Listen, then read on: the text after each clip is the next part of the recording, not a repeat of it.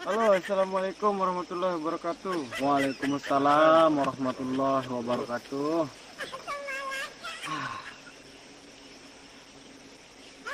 Ini saya bawa kitab, dua kitab tafsir Al-Quran, tafsir Ibnu Katsir dan tafsir Qusairiyah.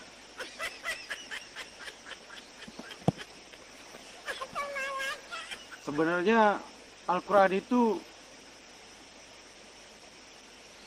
harusnya dipelajari langsung. Nanti kita belajar langsung ke Al-Quran, kita langsung belajar kepada Allah melalui Al-Quran dan Sunnah. Kitab-kitab seperti ini tidak perlu ada. Kitab-kitab seperti ini menyesatkan umat. Kenapa saya bilang menyesatkan umat? Ini menurut pribadi-pribadi seseorang. Ini tafsir Ibnu Katsir. Ini Risalah Qusairiyah. Kitab-kitab yang menjelaskan tentang Al-Quran seperti ini sebenarnya kitab iblis. Kenapa saya bilang kitab iblis? Orang-orang yang membukukan, yang membuat kitab seperti ini seolah-olah dia menetapkan kalau makna Al-Quran itu seperti ini. Seolah-olah dia menetapkan seperti ini. Padahal setiap manusia itu berbeda. Si A, si B, si C, perjalanannya masing-masing. Nah, Al-Quran itu inti dari seluruh perjalanan. Ketika dikitabkan seperti ini, maka misalnya si A, si B, si C, si A yang membuat makna tafsir seperti ini, misalnya Qusairiyah ini. Nanti si B dan si C itu dia akan berbondong-bondong lari ke sini, seolah-olah mengikuti jati diri Qusairiyah, tidak mencari jati dirinya sendiri. Kenapa saya mengatakan keberatan dengan kitab ini sekarang? Karena orang-orang lebih menyimpan Al-Quran di dalam lemari daripada menyimpan kitab. Orang menyimpan Al-Quran di lemari dan membaca-baca kitab sebagai penambah wawasan. Kenapa bukan Al-Quran dipakai di tempat umum, kitab khusus pribadi-pribadi mereka? Tetapi malah Al-Quran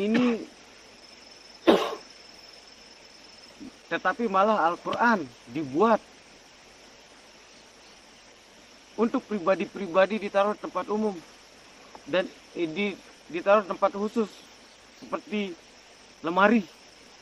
Sedangkan ini dikaji di tempat umum. Seharusnya terbalik, Al-Quran itu di tempat umum, ini khusus pribadi-pribadi, bukan di tempat umum. Karena ini pendapat orang, bukan firman Tuhan. Al-Quran itu firman Allah yang sesungguhnya. Kita umat Islam percaya Taurat, Zabur, Injil, Al-Quran. Kenapa kita tidak mempelajari Taurat, Zabur, Injil? Kenapa kita lebih berlari ke tafsir-tafsir ini? Ini tafsir pikiran otak manusia. Ini tidak salah, tetapi salahnya ketika dikitabkan. Kenapa Al-Quran kita simpan di lemari? Taurat, Zabur, Injil kita tidak mau tahu gimana keadaannya. Sedangkan kita umat Islam percaya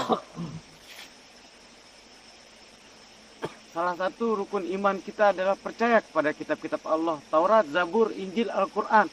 Tetapi Taurat, Zabur, Injil kita biarkan ke agama lain. Al-Quran kita masukkan ke dalam lemari. Kita lebih senang membahas kitab-kitab di umum. Ini Bukan saya membenci ilmunya, tetapi ini sebagai bentuk protes saya kepada yang mengadakan kitab. Sebagai bentuk protes saya akan membakar kitab ini. Coba stop bang, sedikit. Stop. Stop. Ini bukan saya memprotes isi kitab. Isi kitab ini bagus, tetapi ini pemikiran satu insan atau individu. Tentunya jika ini dibiarkan, orang-orang lain pasti akan susah. Maksud saya, mereka akan mengikuti kitab ini, ada yang mengikuti kitab ini dan tidak mencari jati diri mereka sendiri. Mereka akan lebih condong ikut-ikutan kepada kitab ini. Itu yang membuat orang menjadi kafir jahiliyah, beragama gara-gara ikut-ikutan, bukan karena jati diri mereka yang diambil dari Al-Quran langsung. Ini bukan untuk protes, tapi sebagai protes saya pribadi, kecewaan atas penyesat, kesalahan-kesalahan yang tidak disengaja. Saya akan membakar kitab-kitab ini.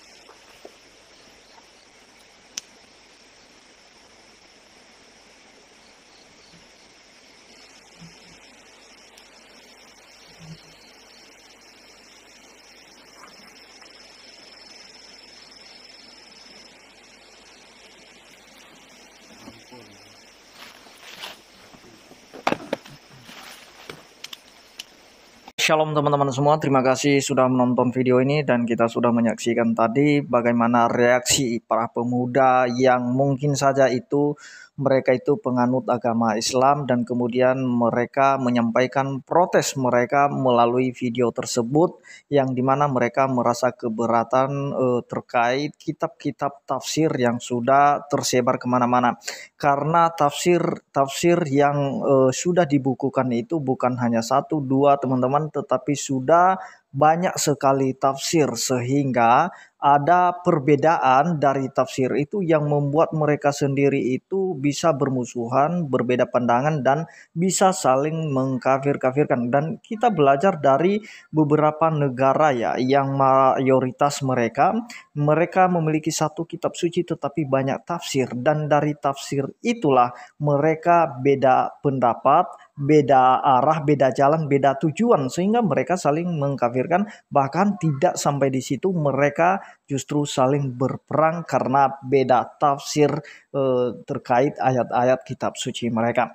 Nah teman-teman, jadi kita sudah melihat tadi bagaimana reaksi mereka. Mereka mengambil kitab-kitab tafsir dan mereka mengoyahkan kertas-kertas kitab tafsir itu, dan tidak sampai di situ, bahkan mereka berani membakarnya teman-teman. Dan mereka menyampaikan pernyataan bahwa kita harus kembali kepada hakikat kitab itu sendiri, yaitu kitab yang diimani oleh mereka dan juga kitab Taurat, kitab Zabur, dan kitab Injil. Karena mereka mengakui bahwa itu adalah kebenaran yang harus kita lakukan, yang harus kita mengerti, yang harus kita pahami, bukan berdasarkan tafsir. Justru tafsir itu yang membuat banyak pemahaman yang keliru teman-teman. Dan biarlah kita bisa juga belajar dari apa yang mereka lakukan itu, bahwa ternyata kebenaran yang sesungguhnya ada di dalam kitab Taurat, kitab Injil, dan kitab Mazmur. Bahkan justru dikatakan oleh mereka justru kitab Zabur, kitab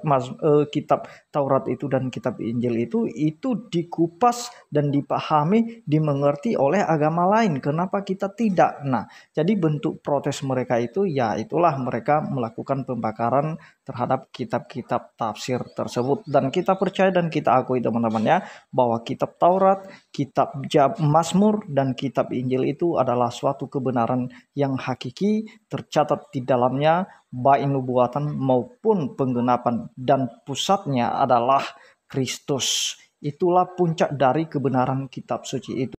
Itulah sebabnya Yesus berkata kepada para pengikutnya pada waktu itu setelah dia bangkit, dia berkata bahwa harus digenapi segala sesuatu yang tertulis tentang aku baik dalam kitab Taurat Musa, kitab Mazmur, dan kitab para nabi. Dan itu sudah jelas dan itu sudah tergenapi teman-teman. Dan itulah yang menjadi dasar iman kita sampai saat ini sebagai orang yang percaya kepada Kristus. Tapi kita percaya bahwa mereka juga akan semakin terbuka pengertian mereka terhadap kebenaran kitab suci Kristen yang diimani oleh orang-orang Kristen itu sendiri. Karena kita percaya bahwa ada banyak orang dalam sejarah mengalami Tuhan, bahkan Musa, para nabi yang menuliskan tentang itu mengalami kuasa Tuhan itu sendiri, dan itulah yang mereka catat sebagai wahyu penyataan Allah. Terima kasih.